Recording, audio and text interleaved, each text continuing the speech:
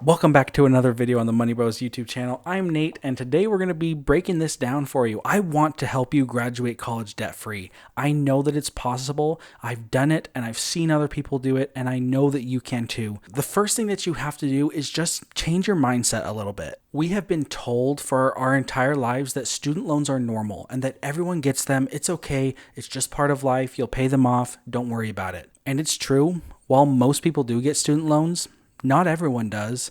I didn't, and you don't have to either. Once you're committed to finding another way, you will be able to graduate debt-free. Even if you have $0 in your bank account right now, I can guarantee you that graduating debt-free is possible. There are so many resources available to so many people, and I'm going to help you understand what those are. We're going to back up a little bit. Before we start talking about those specific resources, we need to figure out where you're going to college. This is the first decision that you'll need to make. And maybe you've already chosen where you're going to school, but it's possible that if you really have the desire to graduate debt-free, you may have to go to a different school. Remember the mindset change that I talked about earlier? This is a big part of that. When you're shopping around for colleges, you need to shop by price, not by name. So many people want to go to the college of their dreams or to a prestigious school where they can get a prestigious degree.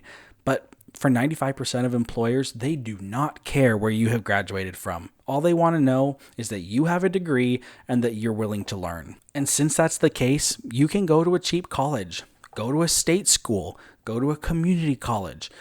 These places, while they may not be as prestigious as private schools, they are just as good of an education in many cases. For the most part, a good education is what you make of it and how hard you're willing to work for it. For this, you will truly have to put your ego aside, especially if it is important to go to a specific school. But if you're shopping by name and not by price, it's just going to make this goal harder.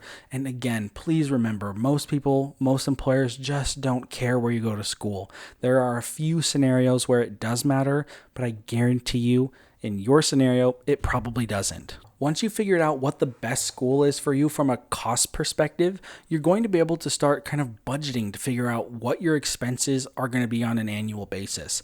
A lot of colleges actually publish this information on their websites, and it's fairly easy to find.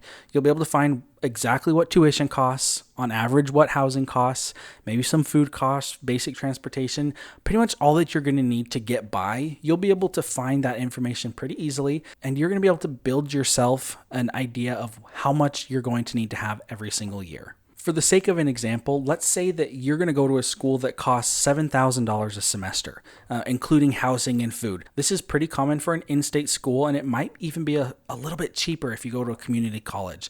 But for this example, we'll use $7,000.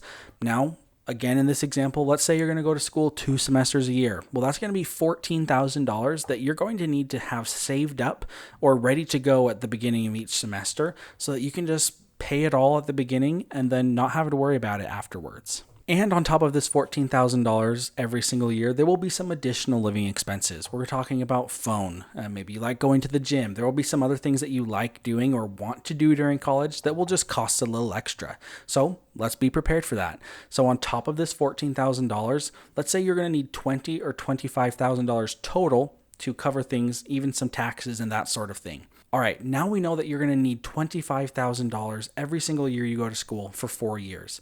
That's $100,000 over the course of 4 years for a bachelor's degree. $25,000 a year may seem like a lot, but in reality, it's really not that much money, and it's totally obtainable for you to get $25,000 a year. If you break $25,000 by 50 weeks, so giving you 2 weeks off every single year, you're going to need to make $500 a week or $2,000 a month. At 40 hours worked per week, this breaks down to $12.50 an hour. At 30 hours worked every week, this breaks down to $16.66 an hour. And at 20 hours worked every week, you would have to make $25 an hour to hit this financial goal. At this point, you should be doing some research to find out what jobs pay in the area you'll be going to school. If you're going to school online, figure out what jobs pay around you. If you're going to school on campus, figure out what jobs around campus are paying. This is going to allow you to know how many hours a week you're going to work.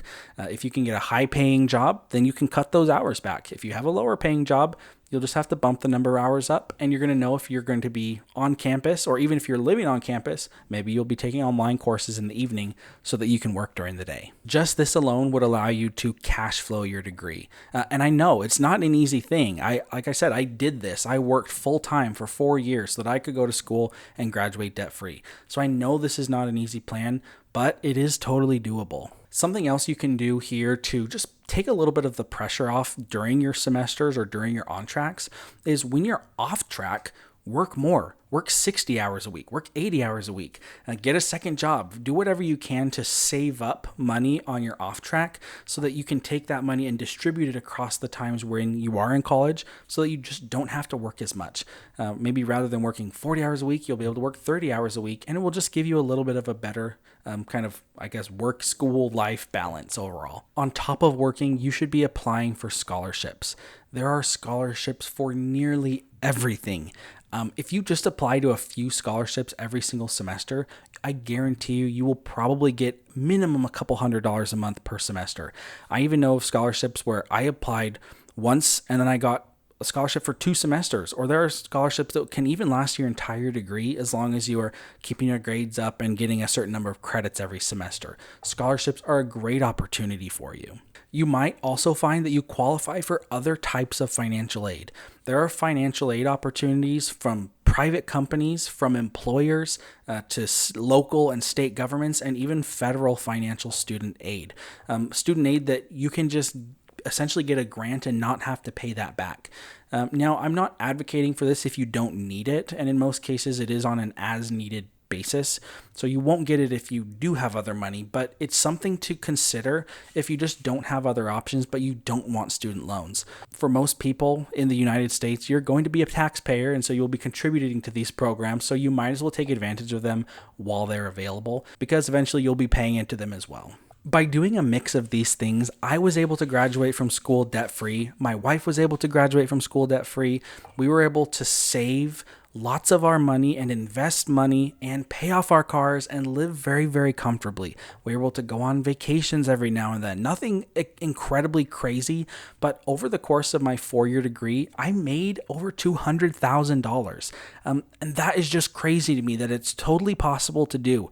I worked a lot. School was difficult. I did school in the nights, but it was something that I really, really wanted. This goal to graduate debt-free was something that just burned inside me that I knew that I could do. And so I wanted to work for it. This is a mindset that you can have just like I did. And now that I'm done with my degree, it feels so good to not have to worry about those student loans.